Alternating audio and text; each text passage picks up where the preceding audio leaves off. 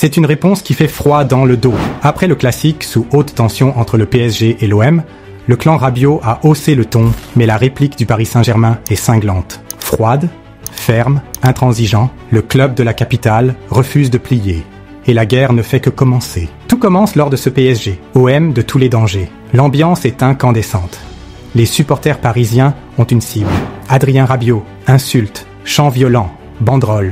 L'ancien Titi parisien est hué sans relâche, à tel point que le speaker doit intervenir pour calmer la foule. Une hostilité qui ne date pas d'hier, puisque la relation entre Rabiot et le PSG a toujours été compliquée. Entre son refus de prolonger en 2019 et son départ libre qui avait fait scandale, le milieu de terrain est loin d'être en odeur de sainteté à Paris. Et forcément, ça ne passe pas. Véronique Rabiot, mère et agente du joueur, monte au créneau. Elle dénonce un traitement indigne et annonce une riposte immédiate. Des plaintes vont être déposées. Pour elle, le PSG a laissé faire. Et elle n'est pas la seule à pointer du doigt le club parisien.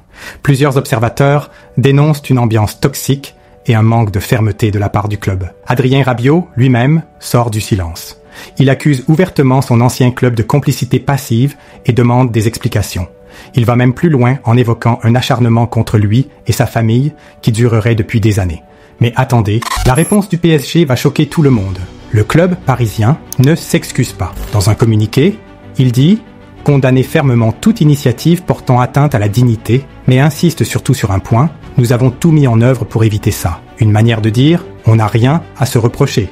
Un message qui passe mal auprès du clan Rabiot, qui attendait au minimum un mea culpa ou une prise de position plus engagée. Et le PSG ne s'arrête pas là. Il renvoie la balle aux instances et aux autres clubs. Pour eux, c'est un problème global qui dépasse un simple match. Mais surtout, Paris souligne un point clé. Quand Bradley Barcola a été insulté à Lyon, où étaient les indignations? Pourquoi ce silence médiatique? Un argument qui divise.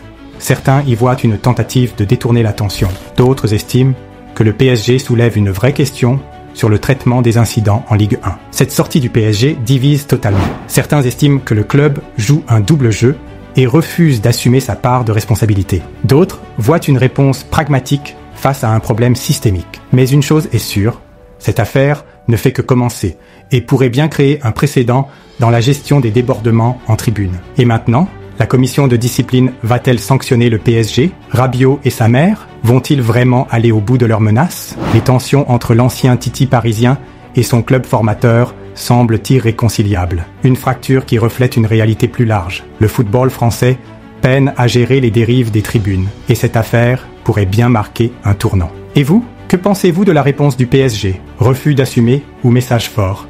Dites-moi en commentaire. Pensez-vous que Rabiot a raison de se plaindre ou qu'il en fait trop? On attend vos avis. Et n'oubliez pas de vous abonner pour ne plus rien rater dans le monde du foot.